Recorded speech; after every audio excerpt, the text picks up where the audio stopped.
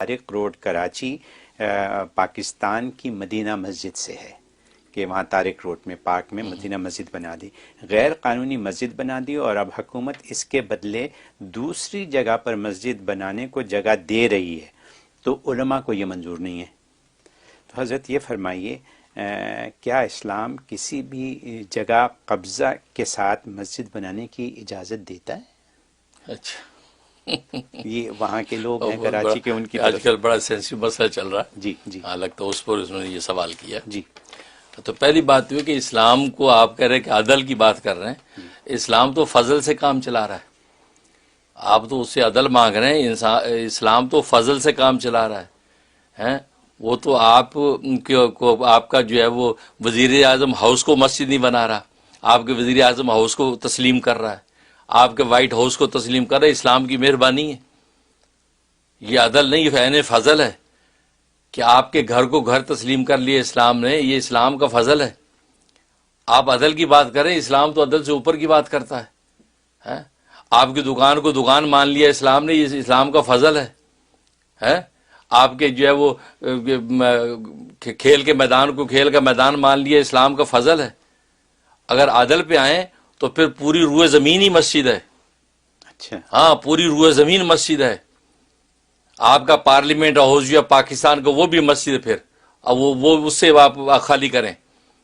آپ کا امریکہ کا وائٹ ہاؤس بھی پھر مسجد ہے، کیونکہ آپ کو پتہ نہیں کہ آپ کس پیغمبر کی امت ہیں اور کس پیغمبر نے کیا کہا اس بارے میں۔ صحیح بخاری کی حدیث ہے، خود نبی کریم صلی اللہ علیہ وسلم کا ارشاد ہے، اوتیت خمسا، مجھے 5 خصوصیات ایسی دی گئی ہیں کہ وہ فرمایا لم یؤتہن احد من انبیاء قبلی، مجھ سے پہلے نبیوں کو بھی کسی کو وہ خصوصیت نہیں دی گئی، وہ 5 مجھے صرف دی گئی ہیں۔ ان میں سے ایک یہ دی، فرمایا کہ نصرت برعب مسیرۃ شہرین، کہ میرا رعب و دبدبہ دشمن پر 1 مہینے کی مسافت تک پڑتا ہے۔ 1 مہینے کی مسافت پر دشمن ہو تو میں یہاں بیٹھا ہوں مدینے میں، تو اس پر اس کا رعب و دبدبہ پڑے گا، آپ کی ہیبت اور رعب وہ جو ہے پس و پیش نہیں کر پائے گا۔ یہ مجھے اللہ نے خصوصیت دی ہے جو پہلے انبیاء کو بھی کسی کو حاصل نہیں، یہ عطا کی ہے۔ اور پھر دوسری فرمایا وہ جعلت لی الارض مسجد و طہورا، پوری روئے زمین کو میرے لیے مسجد بنایا ہے۔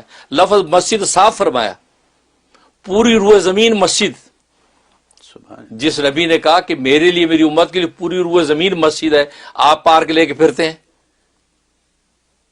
آپ پارک کا لے کے پھرتے ہیں، آپ اپنا پارلیمنٹ ہو، یہ تو اسلام کی مہربانی ہے کہ آپ جہاں پارلیمنٹ بنا لیتے، اسلام کہتے چلو یہ پارلیمنٹ، آپ جہاں وائٹ ہاؤس کھڑا کر لیتے چلو وائٹ ہاؤس ہے، آپ جہاں پہ اپنی دکان بنا اسلام کہتے چلو یار دکان، آپ اپنا گھر بنا لیتے اسلام کہتے چلو یار تمہارا گھر۔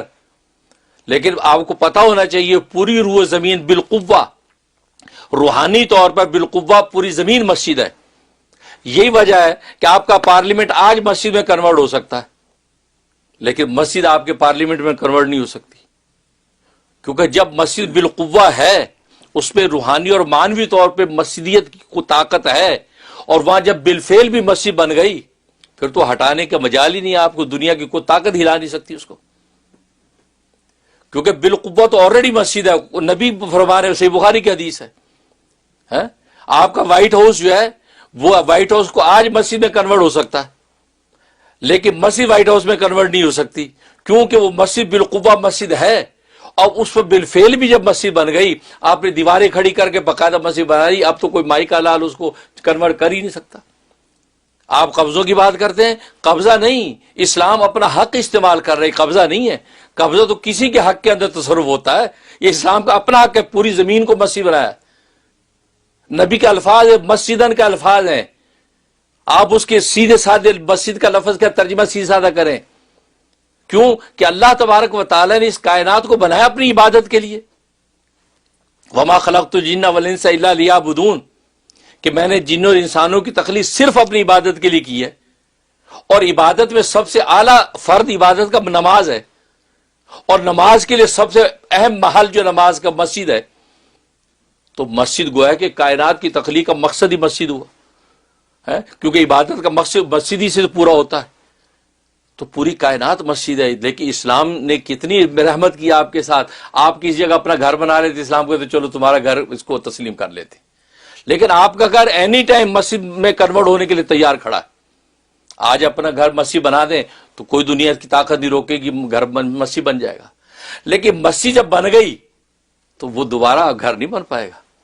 اس کا مطلب یہ ہے کہ جو بالقوہ معنویت کے اعتبار سے مسجد تھی جگہ، وہ جب بالفعل بھی مسجد بن گئی، اب تو مجال ہی نہیں کہ آپ اس کو چینج کر سکیں.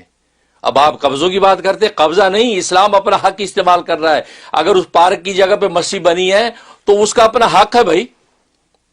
یہ پارک کیا ہوتا ہے؟ پارک آپ نے پارک بنا لیا، آپ کے بنا سے پارک بن گیا، وہ تو نبی کہہ گیا یہ مسجد ہے. یہ آپ نے اس کو پارک کا ٹائٹل لگا دیا پارک ہو گیا؟ نہیں، نبی نے کہا جُعِلَتْ لِيَ الْأَرْضُ مَسْجِدًا وَطَہُورًا، کہ اللہ نے پوری روئے زمین کو میرے لیے مسجد بنایا ہے. میرا امتی کسی جگہ پہ نماز کا وقت ہو وہاں سجدے میں کھڑا ہو جائے، نماز پڑھ لے. تو آپ بات کر رہے ہیں، آپ بہت پیچھے ہیں. لہذا وہاں میں سن رہا ہوں ساری صورتحال کہ وہاں کی فاضل عدالت سپریم کورٹ نے یہ فیصلے دے. سپریم کورٹ کو چاہیے کہ وہ مسجد کا تصور اور تقدس اس بارے میں پہلے ایجوکیٹ ہو. اس کو ایجوکیٹ ہونا چاہیے فاضل جج کو کہ مسجد کا تصور کیا ہے اور اس کا تقدس کیا ہے. جب اس سے ایجوکیٹ ہوگا تو سمجھ جائے گا ارے پارک کیا ہوتا ہے، یہ تو آلریڈی مسجد ہی ہے. پوری کائنات مسجد ہے. امریکہ اور یورپ کا ہر خطہ مسجد ہے. ایشیا افریقہ کا ہر خطہ مسجد ہے. یہ تو اسلام کی مہربانی، آپ اپنا جھوپڑا کھڑا کر لیں، اسلام کا تو تمہارا گھر ہو گیا. لیکن آپ نے دیکھا کسی وقت بھی وہ مسجد بن سکتا ہے. لیکن مسجد جب میں بدل گیا جب عملی طور پہ، تو دوبارہ وہ جو ہے گھر نہیں بنتا. اس لیے جو ہے گورنمنٹ جو ہے پاکستان گورنمنٹ کا پارلیمنٹ ہاؤس وہ اینی ٹائم مسجد بننے کے لیے تیار کھڑا ہے، کیونکہ وہ مانوی اعتبار سے وہ بالقوہ آج بھی مسجد ہے. لیکن وہ اپنا پارلیمنٹ بچائیں. یہ اسلام کی مہربانی ہے کہ آپ کی سرکاری حکومت کے جی آپ کے پارلیمنٹ کو اس سے تسلیم کیا جی، پارلیمنٹ مان لیتے ہیں، کوئی بات نہیں. اور آپ اللہ کی مسجد پہ ہاتھ ڈال رہے ہیں. اور سپریم کورٹ کی چار دیواری وہ اینی ٹائم مسجد بننے کو تیار کھڑی ہے، کیونکہ بالمعنی بالقوہ وہ آج بھی مسجد ہے. لیکن اسلام کی مہربانی ہے کہ وہ جو ہے اس نے آپ کی جو عدالت عالیہ سپریم کورٹ کی بلڈنگ کو سپریم کورٹ مانا ہوا ہے، ورنہ آج اس کو مسجد میں بدل دیں، آج بدل جائے گی. لیکن دنیا کی کوئی جھونپڑی جیسی مسجد کو بھی آپ پارلیمنٹ آپ سپریم کورٹ میں بدلنا چاہیں وہ نہیں بدلے گی، کیونکہ مسجد ہو چکی ہے. اور مسجد اللہ کا گھر ہے. میں نے بتایا نا کہ وہ اس کا وقف اللہ کے ساتھ ہو جاتا ہے، اللہ مالک ہو جاتا ہے. اور اللہ ایک چیز کا مالک ہو جائے، اس کی ملکیت میں سے چیز چھین لینا کسی مائی کے لال کی مجال ہے. اس لیے یہ بہت، یعنی میں یہ کہتا ہوں کہ یہ میں نے ایک الگ سینیریو سے اللہ تبارک و تعالی نے مجھے یہ علم عظیم عطا فرمایا ہے کہ لوگوں کو اس نقطے پہ غور کرنا چاہیے، اور دنیا میں اہل علم حضرات کو اس نقطے پہ غور کرنا چاہیے. میرے اساتذہ اکابر بھی موجود ہیں، سن رہے ہوں گے، وہ اس نقطے پہ غور کریں. پوری روئے زمین مسجد ہے. لفظ مسجد صاف نبی نے ارشاد فرمایا، اس میں تعویلات کی ضرورت نہیں ہے. وہ بالقوہ ہر جگہ مسجد ہے. ٹھیک ہے نا.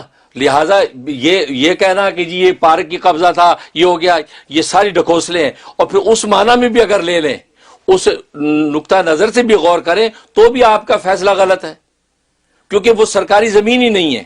وہ زمین سرکاری نہیں ہے، وہ تو ایک پرائیویٹ کوآپریٹو ہاؤسز سوسائٹی کی زمین ہے. اور وہ پارک کے لیے انہوں نے مختص کی تھی. لیکن اہل محلہ جو کہ ممبرز ہیں اس کوآپریٹو سوسائٹی کے، انہوں نے کہا جی ہمیں پارک سے زیادہ مسجد کی ضرورت ہے. یہاں پہ انہوں نے اپنے حق کو خود کنورٹ کیا مسجد کے اندر. تو آپ کے اصول کے مطابق بھی وہ مسجد ہی ہے، گورنمنٹ کی سرکاری زمین ہی نہیں ہے وہ. اور پھر میں نے پہلے بتایا کہ سرکاری زمین آپ کی سرکار کیا ہے؟ اصل وہ سرکار، اس سرکار کی ساری زمین للہ ملک السماوات والارض، اور اس نے ساری زمین کو اپنے نبی کی زبان سے ظاہر فرما دیا ساری زمین مسجد ہے. اور آپ بات، اور یہی وجہ ہے آپ نے دیکھا کہ نماز ہر جگہ ادا ہو جاتی ہے. آپ چرچ میں کھڑے ہو کے نماز پڑھ لے ہو جائے گی، سینگاگ میں پڑھ لیں، ٹیمپل میں پڑھ لیں، اور زرتشت کے آتش کدہ میں پڑھ لیں. وہ نبی کریم صلی اللہ علیہ وسلم مکہ کے اندر جو ہے بیت اللہ میں نہیں پڑھتے تھے، جہاں 360 بت بھی تھے. آپ کی نماز کیوں؟ کہ وہ اصل بالقوہ تو مسجد ہی ہے. اللہ کی واحد، اللہ کی عبادت کے لیے آپ اس کو پورا کر رہے ہیں، عبادت ہو رہی ہے. لیکن دنیا کی کسی اور مذہب کی نماز نہیں ہوتی سوائے ان کے اپنے ٹیمپل کے اندر، اپنے عبادت خانے میں. تو معلوم کہ مسجد جو ہے، یہ مسجد کا تصور تو ایسا ہے کہ کسی جگہ بھی نماز آپ کی ہو جائے گی پوری روئے زمین. تو بالقوہ چونکہ وہ مسجد ہے تبھی تو